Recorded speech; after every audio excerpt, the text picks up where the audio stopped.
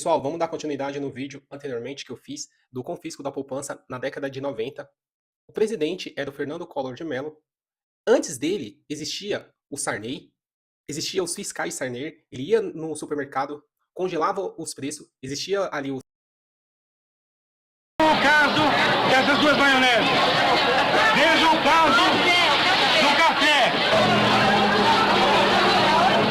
Conquistando o nome do José Sarney, o nosso presidente e o presidente da nova república. ali os fiscais Sarney para manter o preço no mesmo valor, só que todos esses atos, ali como o do Sarney, não era suficiente para manter o preço congelado, para os preços não subirem de uma forma extraordinária.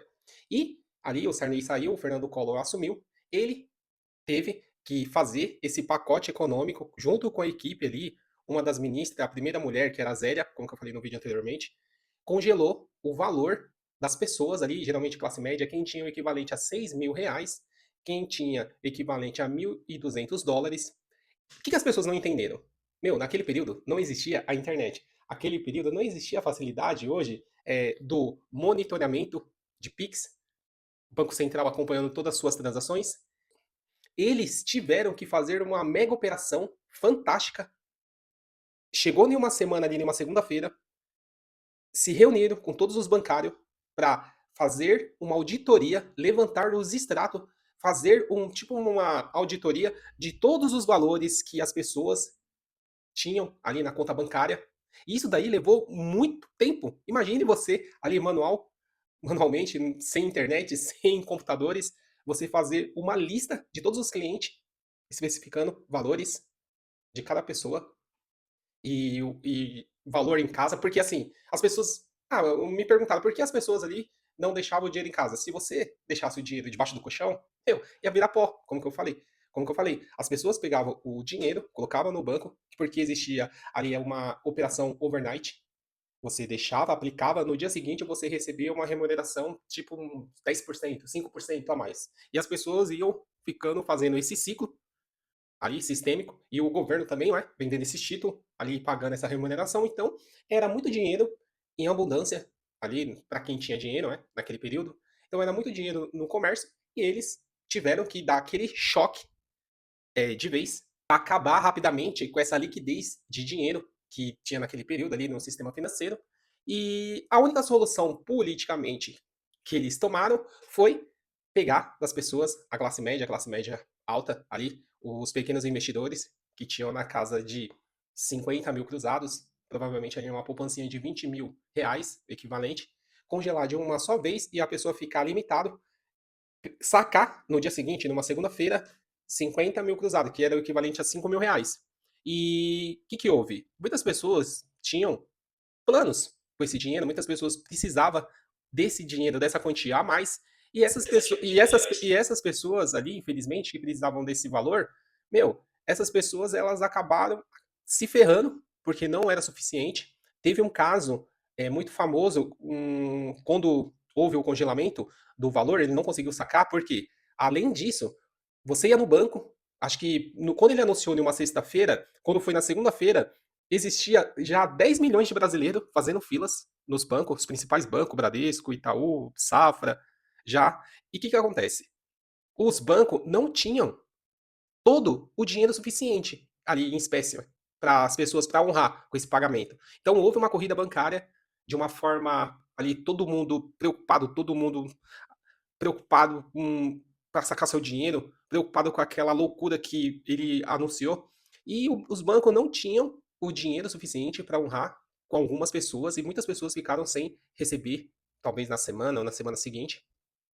E foi uma loucura total, se você perguntar para quem viveu isso. Um caso muito famoso, que uma das pessoas, ele tinha um chevette. Ele não conseguindo resgatar o seu dinheiro, ele pegou o chevette, um chevette amarelo, ele jogou ali na sacada do Banco Safra e passou em rede nacional, todo mundo repercutiu. Houve pessoas também que estavam se aposentando, um rapaz ele era caminhoneiro, ele trabalhou a vida inteira de caminhoneiro e ele vendeu o seu caminhão e deixou no overnight. Como que eu falei, que as pessoas vendiam as casas para ganhar muito dinheiro no overnight, como fosse a Selic. E esse dinheiro ficou congelado quando ele vendeu, porque ele queria aplicar esse dinheiro e comprar um sítio, ficar na tranquilidade ali na aposentadoria, e ele não conseguiu. Ele não conseguiu porque esse dinheiro ficou congelado. Ele acabou ali também, ele acabou ali se deletando. e outras pessoas ali que se deletou, e outras pessoas que não aconteceu imediatamente, que ao longo do tempo emocional as pessoas ficaram muito depressivo, ficaram muito tristes ao longo dos anos seguintes, porque tentando, eu fico imaginando, o cara que é empresário, aconteceu isso, o cara teve que se adaptar, o cara teve que ficar pagando as contas para manter o seu comércio, o seu negócio de pé, e a toda a dificuldade naquele período, até chegar na década do real, ele provavelmente aí tomou um baita prejuízo e deve ter passado os anos e não ter se recuperado totalmente quando esse anúncio do Collor. No período que não era digitalizado, houve isso, e assim, você vê hoje, nos dias atuais, que se encontra a questão da responsabilidade fiscal, as contas públicas, por isso que é importante a gente cobrar dos políticos para manter as contas públicas em ordem, não estourar o teto, não gastar além do necessário, porque aquele período eles estavam um caos, as contas públicas, não conseguia honrar, e provavelmente que tinha que cortar nos seus benefícios, não fizeram. Escolheram ali a população, a maioria da população, para pagar a conta com congelamento da pequena poupança.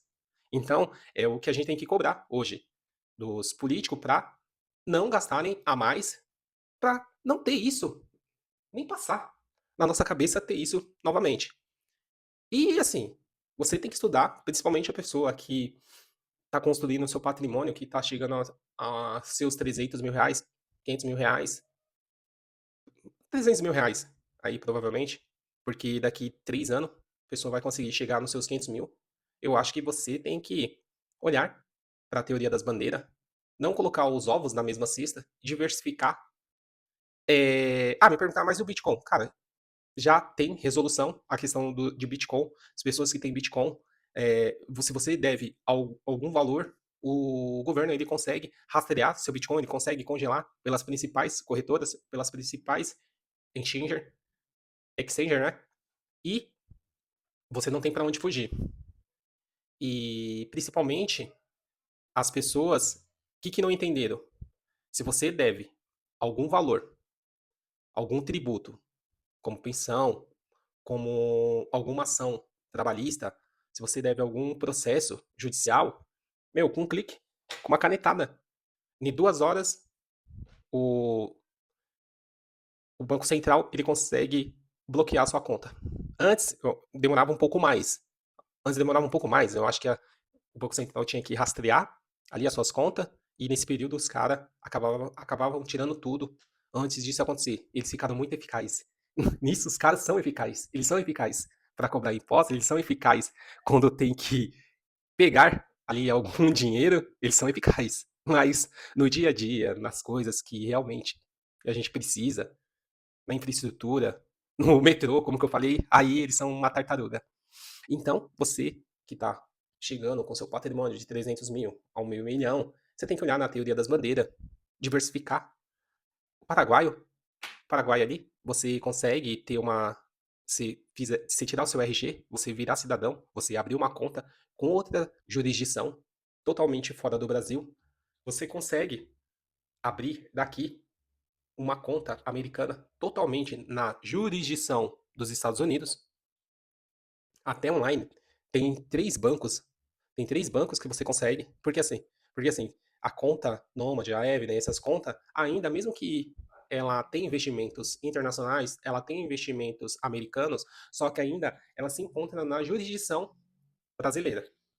Então, você tem que começar a estudar para você diversificar o seu patrimônio, para você não deixar só no Brasil, porque as pessoas que são rica, meu, as pessoas não pagam impostos, as pessoas estão sempre, todo momento, pagam impostos, assim, mas as pessoas estão todo momento para tributar legalmente, pagar menos. É tão certo, né, cara? É tão certo, meu. Nem os ricos estão até certo ali de pagar, sempre buscar ali para pagar menos impostos legalmente, porque pagamos impostos de pessoas de países de primeiro mundo e recebemos um serviço péssimo, ruim, de país africano, Somália, algo assim do tipo.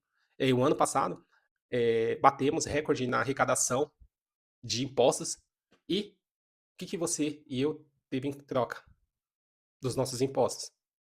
Se você olhar aqui, eu tô falando aqui em São Paulo, cara, pouca coisa. Então, tente, então tente estudar, a forma de você diversificar o seu patrimônio. Eu sei que, 500 mil, 300 mil não é muito, mas imagine se isso acontecer. Deus o livre, um exemplo. O Paraguai é mais fácil, estamos do lado. Ali, eu fiz um vídeo, o cara foi para lá tentar trabalhar e não deu certo.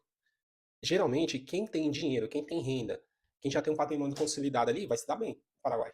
Então, você que está com o seu patrimônio, você pode abrir uma conta lá no Paraguai, ter um RG, ser cidadão, acho que isso é bem fácil.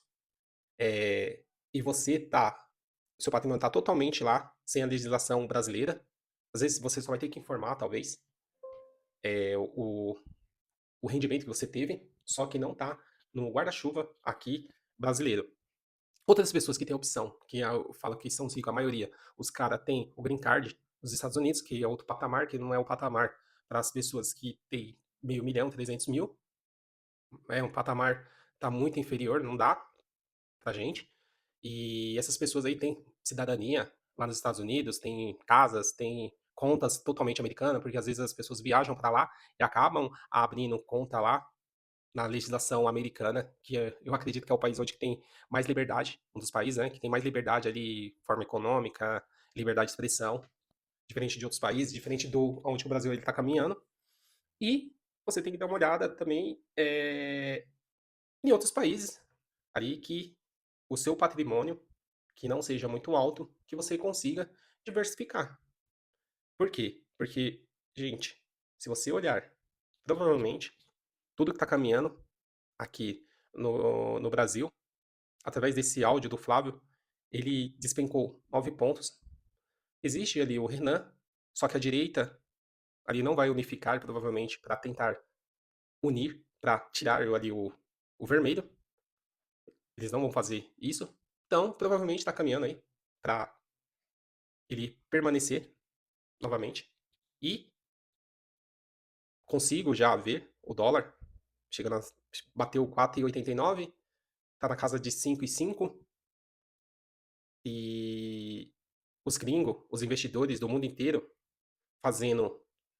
pegando dinheiro americano, especulando, porque aqui a taxa de juros brasileira tá quase 15%. Você pega lá no Japão, que o Japão ele sempre teve os juros zero, quase baixo.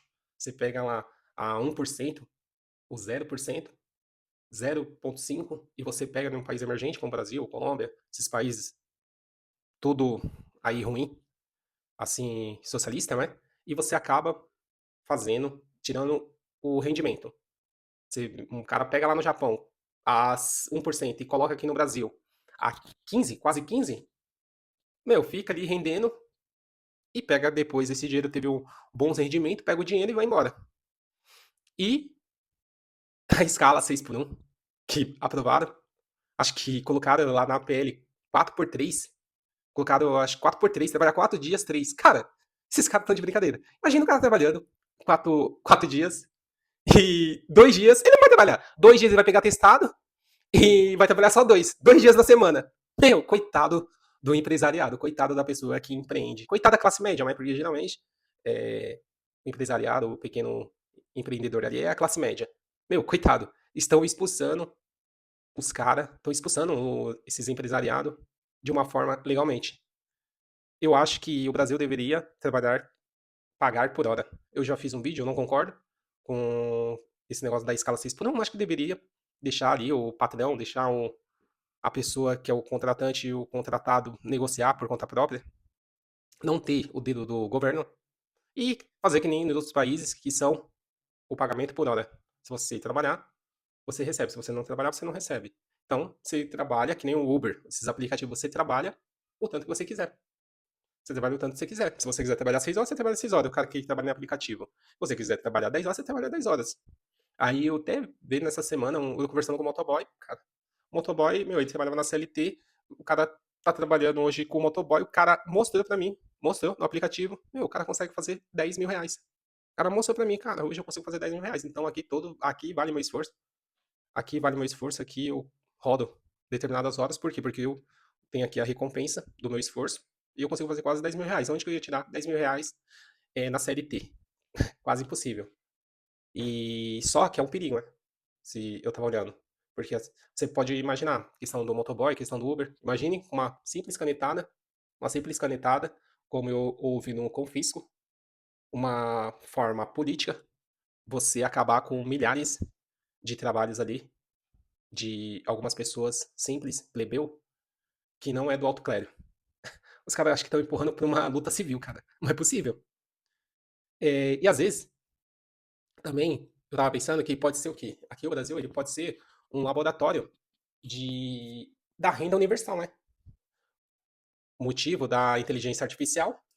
Em junho, mês que vem, 12 de junho, vai ter um IPO da SpaceX, provavelmente a Nvidia, uma das maiores empresas do mundo.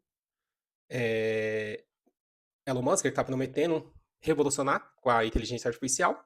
O Brasil acho que pode ser um laboratório para a renda universal. Por quê?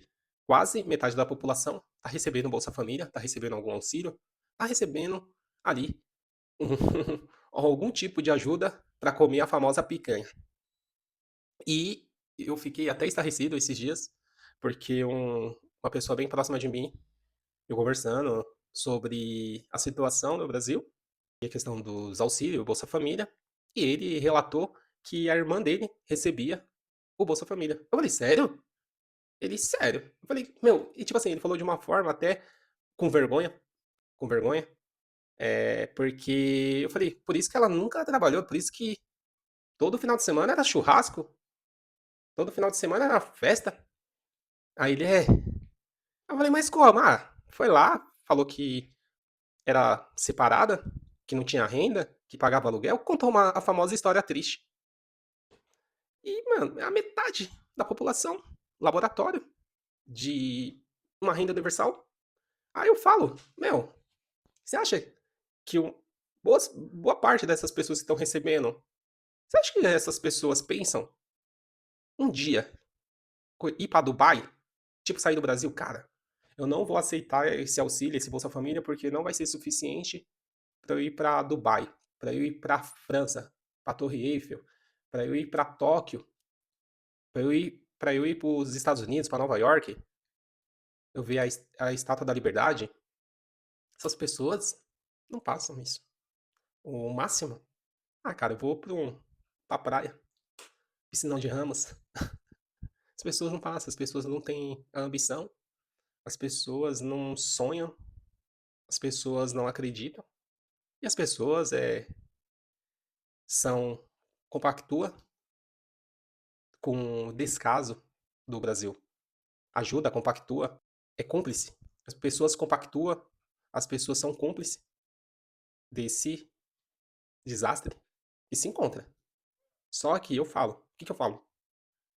Eu sei que às vezes você tá ganhando vantagem ali momentâneo, só que você pode ser refém do efeito colateral de tudo isso. Como? Às vezes você recebe Bolsa Família, você tá no Coliseu, sabe o Coliseu dos gladiadores, que tinha luta. Você tá no Coliseu. Às vezes você vai sair com seu aparelho celular, às vezes você vai sair com a sua aliança, às vezes você vai sair com o seu veículo, com a sua moto, e do efeito colateral, que você compactua, que você é cúmplice, que você é cúmplice, é cúmplice. Eu acho que a palavra acho que é cúmplice do vermelho. Você pode ser efeito colateral e respingar em você, na sua família, no seu filho. Imagine, sua filha chegando na faculdade, sua filha chegando do trabalho, e você ser vítima do efeito colateral que é hoje a violência urbana. E você não vai poder reclamar. Você não vai poder questionar. Por quê? Porque você está compactuando, você está sendo cúmplice com erro ali, com erro para permanecer no programa, para pensando que está levando vantagem, que o valor não é tão alto, que é a migalha, que não é tão alto, porque você tem que ter a ambição de você alcançar talvez 10 vezes mais esse valor para você ir para Tóquio, para você ir para Nova York, para você ir para Paris, para você viajar o mundo inteiro, como que essas pessoas aí gastaram um ano, 1 bilhão viajando, falando que está resolvendo os problemas brasileiros e está fazendo parcerias para trazer investimento de empresas para gerar renda, para gerar a renda superior que a renda que tem hoje. Mas você sabe que não. As pessoas só estão degustando como que é bom trabalhar para o governo, como que é bom ser uma autoridade.